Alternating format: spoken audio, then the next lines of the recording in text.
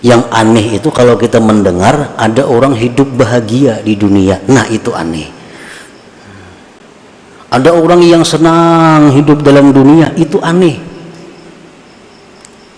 Anehnya apa? Dia bisa senang di tempat yang susah, di tempat yang pasti berakhir ini. Berkata Imam Ahmad bin Athaillah Sakandari rahimahullah, janganlah engkau merasa ganjil, merasa aneh akan terjadinya kekeruhan-kekeruhan selama engkau berada pada negeri dunia ini. Bahwasanya dunia itu tidaklah menimbulkan melainkan sesuatu yang berhak sifatnya dunia itu dan wajib sifat dunia itu. Janganlah engkau merasa aneh, jangan heran sesuatu yang terjadi dengan engkau atau sesuatu yang terjadi bagi selain engkau daripada sesuatu yang keruh, maksudnya yang tidak sesuai dengan tujuan harapan engkau. Selama engkau masih berada di alam dunia ini, artinya apabila kita menemukan, menjumpai hal-hal yang tidak kita senangi, baik diri kita atau orang lain, hendaknya kita jangan aneh, jangan heran. Sebab kita hidup masih di alam dunia. Selama kita masih hidup di alam dunia ini, jangan merasa aneh terhadap sesuatu yang tidak sesuai dengan tujuan atau kehendak kita. Sihat itu kehendak kita semuaan. Ternyata datang penyakit, jangan aneh, jangan heran. Sebab ini hidup masih di dunia. Untung kita cari dalam usaha perdagangan kita, ternyata hasilnya rugi. Jangan aneh, jangan heran, karena kita hidup di alam dunia ini. Setiap hal yang tidak sesuai dengan apa yang kita maksud, kita jangan aneh, jangan heran selama kita masih hidup di alam dunia, karena dunia ini adalah tempatnya kesusahan, bukan tempat kesenangan.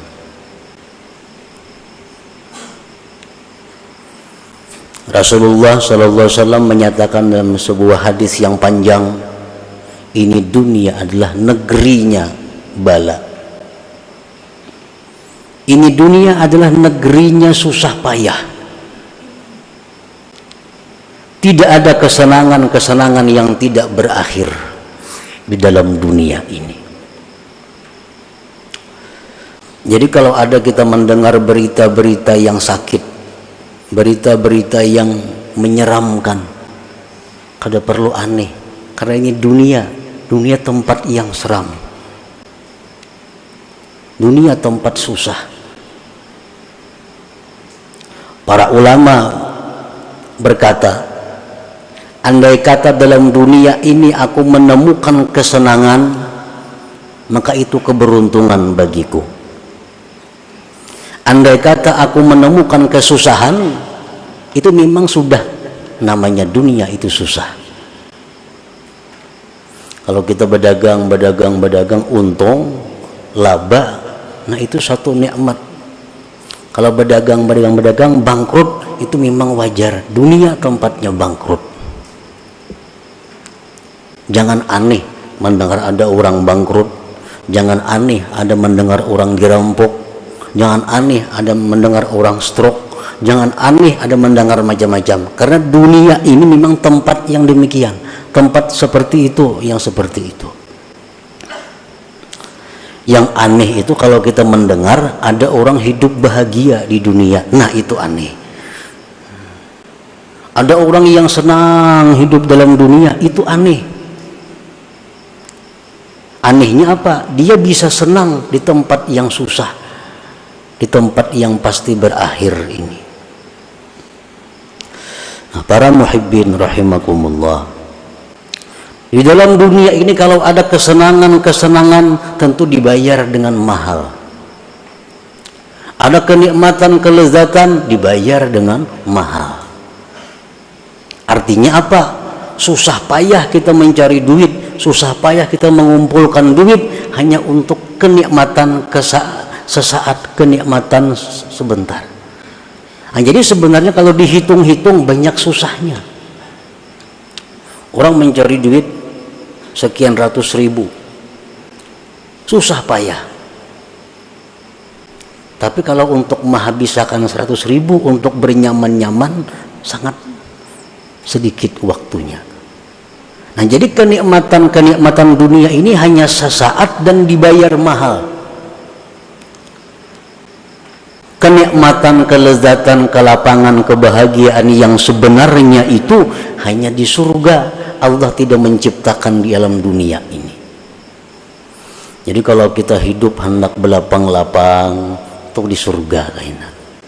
Di surga. Aku hidup hendak istirahat, hendak bertenang-tenang, kada kawa tenang, bisa bertambah sibuk.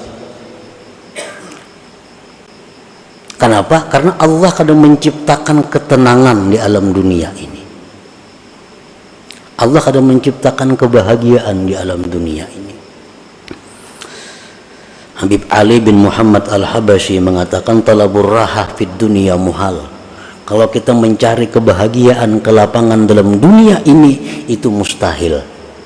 Kenapa? Mencari yang tidak ada, mencari yang kadada, itu mustahil. Dunia tempat beban, tempat di mana kita mengabdi kepada Allah,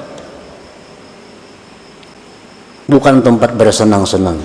Kita guring, nyaman, hari hujan, sampai orang azan subuh, bangun si nyamanan lagi guring itu hendak benar-benar harus. Cuma ini ada beban, ini dunia, kita masih dalam dunia. Kalau orang kada tahu disembahyang belukop aja dingin ini sudah surga badahulunya, habis sudah surganya kayaknya kada ada lagi dihabisakannya di sini. Kalau orang-orang yang berakal, dia menyadari bahwa dunia ini adalah tempat beban, tempat susah payah, tempat di mana kita bercucuk tanam. Orang behuma betani, bercucuk tanam tuh masa-masa yang paling susah, masa yang paling lapah. Iya, dalam dunia seperti itu. Nah, para muhibbin rahimakumullah. Jadi apabila kita melihat atau merasa sesuatu yang tidak senang, sesuatu yang menyedihkan, jangan aneh. Karena ini dunia memang tempatnya demikian, tempatnya susah, tempatnya sedih, tempatnya sakit. Karena tajalli yang bersifat jalal di dalam dunia ini lebih banyak daripada tajalli Allah yang bersifat jamal elok. Allah mempunyai dua sifat sebagaimana yang sudah kita tahu, ada sifat keindahan, ada sifat kebesaran. Nah, tajalli Allah dengan sifat-sifat kebesaran, keangkuhan ini dalam dunia lebih banyak. Makanya banyak tujuan kita yang kada tercapai. Banyak tujuan kita yang kada tercapai. Kenapa? Karena Allah punya tajalli dengan keagungan kebesarannya. Sedangkan tajalli Allah yang bersifat indah, bersifat elok, itu hanya sedikit dalam dunia ini. Hanya sedikit dalam dunia. Maka wajiblah atas engkau bahwa engkau mengenali Allah baik pada waktu jalal atau pada waktu jamal. Kita hendaknya mengenali Allah pada waktu di mana kita menemukan kesusahan, kesulitan, dan kita mengenali Allah pada waktu kita menemukan kenikmatan dan kesenangan. Bila engkau itu tidak mengenal Allah hanya pada waktu keindahan, maka engkau berarti orang yang awam golongannya. Kita ini hanya ingat lawan Tuhan waktu senang, waktu dapat nikmat, waktu tujuan kita berhasil, apa yang kita cita-citakan tercapai. Di saat itu kita ingat lawan Allah, makrifat dengan Allah. Di waktu kita gagal, di waktu kita rugi, di waktu kita sakit, kita lupa kepada Allah. Ini kita berarti orang awam. Kalau ada orang yang tidak makrifat kepada Allah, baik pada waktu jalad atau waktu jamal, ini lebih dari awam lagi rendahnya. Ada orang yang diberi nikmat oleh Allah, lupa kepada Allah, diberi sakit makin lupa lagi, ini di bawah awam lagi kedudukannya. Makrifat pada kebesaran keagungan Allah itu adalah baiknya adab bersama dengan Allah, dengan ridha dan pasrah kepadanya. Ridha itu ditandakan dengan mengucap alhamdulillah fi kulli hal. Dalam ilmu suluk, ridha ini kedudukan yang sangat tinggi. Mengucap alhamdulillah ala kulli hal. Dapat untung, alhamdulillah. Dapat rugi, alhamdulillah. Sihat, alhamdulillah. Sakit, alhamdulillah. Ini orang yang duduk di makam ridha.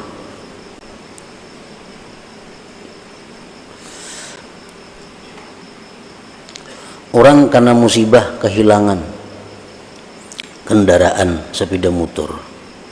Sepeda motor mereka menjual hilang. Alhamdulillah. Napa ba alhamdulillah? Untung sepeda motorku hilang. Jaka anak biniku hilang nggak ya Pak? Jaka anak bini hilang, kalahan pada sepeda motor itu. Anak bini ikan orang hilang. Alhamdulillah. Untung kada aku nang mati. Jika aku mati, tamat riwayat. Nah, ini orang yang alhamdulillah fi kulli hal ini yang mestinya kita berusaha untuk mencapai kedudukan itu dalam dunia ini. Rasulullah SAW bersabda, manakala kiamat terjadi, Allah memberikan sayap kepada sekelompok umatku, maka terbanglah mereka dengan sayap itu menuju surga. Mereka berlapang-lapang, bersenang-senang di surga itu semau mereka. Jadi begitu kiamat, dibangkit yang dalam kubur, Allah beri dia sayap. Dengan itu terbang menuju surga. Sampai di surga bersenang-senang dengan nikmat surga.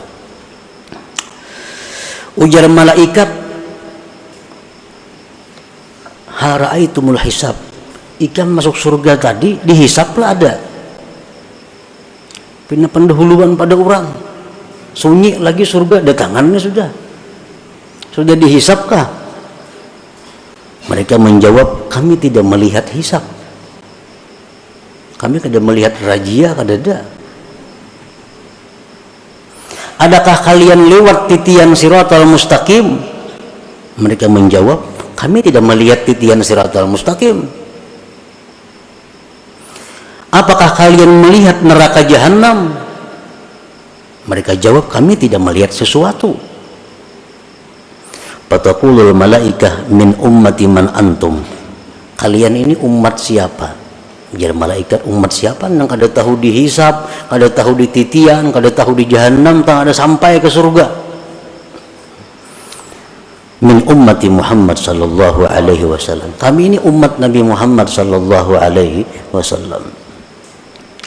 Fataquluna syatnallah haddisuna ma kanat a'malukum fid dunya. Jadi malaikat, pada akan panglawan kami apa garang amalan ikam dalam dunia sehingga bisa terbang dari kubur langsung ke surga. Orang masih ada yang berjalan hanyar menuju kubur ke padang mahsyar, ada yang dihisab, ada yang macam-macam. Apa amalan kalian dalam dunia? Wa yaqulun khaslatani kanata fina babalagna hadhil manzilah bi fadli rahmatillah. Dua hal, dua perkara yang mana kami sampai kepada ini martabat dengan anugerah Allah. Fataqulu wa ma huwa? Apa garang yang dua itu amalan ikam ya malaikat? Kunna idza khalawna nastahi an na'siyah wa narda bil yasir mimma qusima lana ila akhir hadis atau kama qala Rasul sallallahu alaihi wasallam. Hanya dua amalan.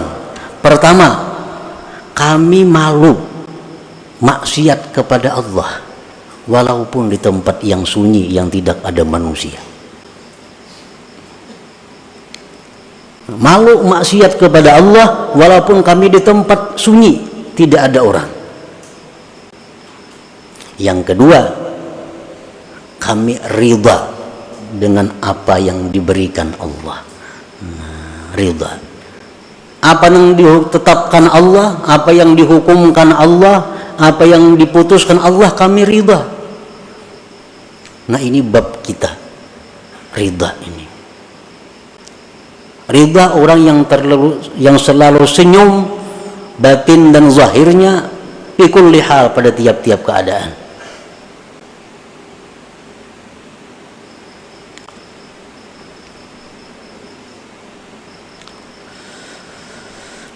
Para muhibbin rahimakumullah, jadi menghadapi sesuatu yang terjadi di dalam dunia yang kita masih hidup di atasnya itu, hendaknya kita bisa ridha tadi dengan sesuatu yang kita temui yang tidak sesuai dengan kehendak kita.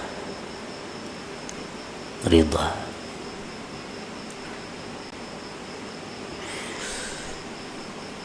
Wa in kunta la tablughu maqamar ridha falzami sabra fa inna fi khairan katsira. Nah, jika engkau belum sampai kepada ridha itu, kadakawa kita ridha lagi. Orang barang ikam hilang, alhamdulillah, kadakawa lagi ka itu. Kada sanggup lagi. Falzami sabra, lazimilah sabar. Sabar ni la haula wala quwata illa billah. Orang jam dapat musibah, la haula wala quwata. Lama sebutannya, la haula wala quwata illa billah. Artinya sakit, cuma la haula. Sudahlah, sabar. Amun kita kada sanggup ke makam nang ridha tadi, ini kedudukan nang wajib kita duduki, mau kada mau. Makam ridha, makam alhamdulillah, makam sabar, makam la haula wala quwata illa billah. Ujar Sayyidina Umar kepada orang yang kena musibah, jikalau kamu sabar, itu sudah keputusan Allah, engkau dapat pahala. Jika engkau berkeluh kesah, itu keputusan Allah dan engkau mendapat dosa. Ini imbah sabar nih, dosa lagi gugurnya. Kalau kita kada bisa ridha, sabar ini. Sabar itu artinya biar aja muha kita masam, muha kita merangut. Nah, tetapi kita kada mengeluhkan kepada orang lain. Kita kada berkeluh kasah kepada orang lain. Kita hanya kepada Allah Subhanahu wa taala. Ya Allah, sakitnya parut, ya Allah, sakitnya dada, sakitnya ini. Nah, itu sabar. Tapi kadang mengeluhkan penyakit-penyakitnya, penderitaan hidupnya kepada orang lain. Kalau sudah kita menceritakan kesusahan-kesusahan kita kepada orang lain, nah ini sudah keluar daripada batas sabar.